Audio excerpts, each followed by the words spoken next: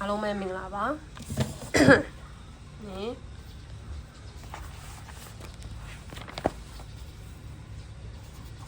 29ရက်5လ2026မနက်ညအတွက်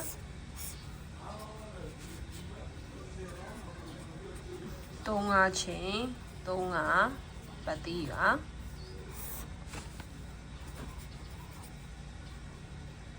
3833 34 39 58 53 54 59ပါ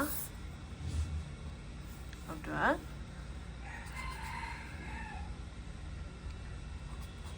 34နဲ့58မင်းအော်ပါ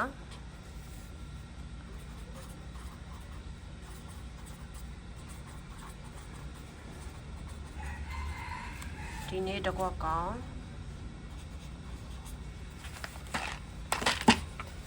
38ပါလုပ်မယ်ဒီနေ့လည်းပေါက်ကြပါစေ channel လေးကို like and subscribe လုပ်ပြီးတော့ share ပေးကြပါအောင်ကျေးဇူးများတင်ပါတယ်